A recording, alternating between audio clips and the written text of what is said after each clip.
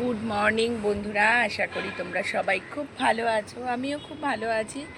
আর তার সাথে সাথে তোমাদেরকে কি বলবো, প্রচণ্ড রোদ, দেখো ভীষণ রোদ, বাইরে একদম মানে খটখট করছে রোদে।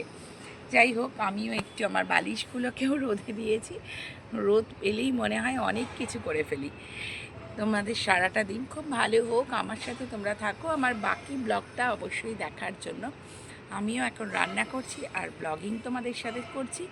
তার সাথে সাথে চলো তোমাদেরকে পরের অংশটাতেও দেখাই।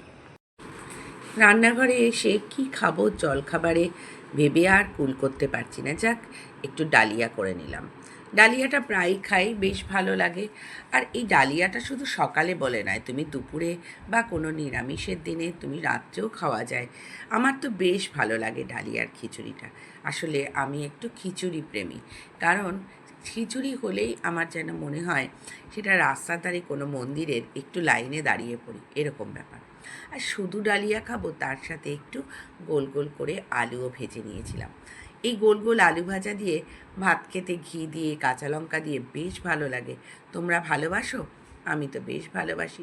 তারপর বাকি রান্নার ব্যাপার, মাছ ভেজে নিলাম, কারণ মাছগুলোকেও তো করতে হবে খাবারের জন্য। দুপুরের লাঞ্চে কি রান্না করব, এই সমস্ত নানা রকম চিন্তা সত্যি মহিলাদের কিন্তু মানে একদম ঘুম থেকে ওঠা থেকে শুরু হয়।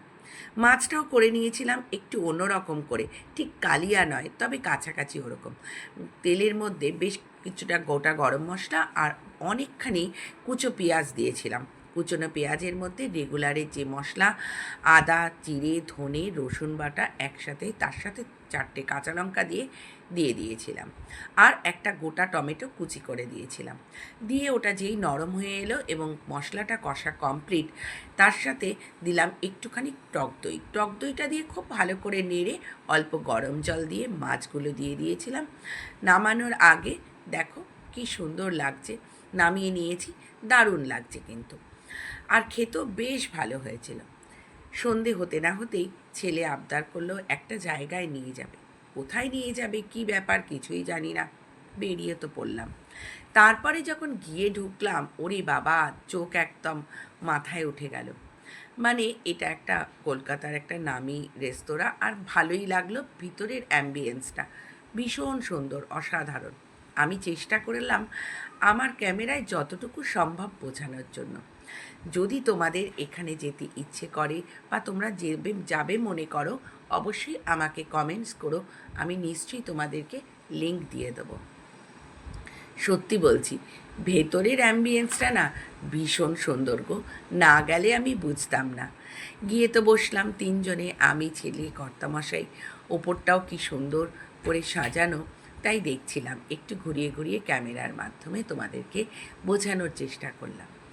এবার কি খাবার পালা। খাবার তো অনেক কিছু অর্ডার করলাম, কিন্তু কতটা খেতে পারবো জানি না।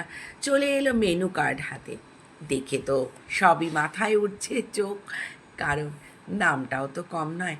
রেস্তোরাঁ যত সাজানো হবে, দামও তত গোছানো হবে। কি ঠিক বলেছি না বলো? তবুও ছেলে তো আবার এগুলো বলতে দেয় না, বলবে এসেছো তোমরা খাও, এটাই আনন্দ। চলে এলো একটা স্মোকি ফ্লেভারের খাবার। সব থেকে বড় কথা, এদের প্রেজেন্টেশনটা কি সুন্দরভাবে এরা সার্ভ করেছে।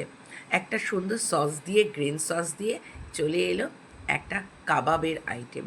কাবাবটার নাম কি আমার তো মনে পড়ছে না, কিন্তু একটা কাবাব। সঙ্গে নিয়ে নিলাম ব্লু টি। এটা নাকি অপরাজিতা চায়ের নির্যাস থেকে, মানে ওই পাতাটাকে শুকিয়ে কিভাবে করে আমি তো ঠিক বলতে পারবো না, কিন্তু যতটুকু শুনলাম তোমাদেরকে ততটুকুই শেয়ার করলাম। এই চাটা হানির সাথে দুর্দান্ত লাগে খেতে। এর আগেও একদিন আমি খেয়েছিলাম, আবার সেদিন খেলাম, কিন্তু দারুণ লাগলো। কোথায় পাওয়া যায় সেটা আমি এখনও জেনে উঠতে পারিনি, জানলে অবশ্যই খাবো, তোমাদের সাথে শেয়ার করব। পরবর্তী পর্যায়ে আস্তে আস্তে ডিনারের পালাও আসছে। কি খাবো সেটাই ভাবছি ডিনারে। সত্যি কাবাবটা কিন্তু করে আবার আমি বলছি, দারুণ ছিল কিন্তু, অসাধারণ।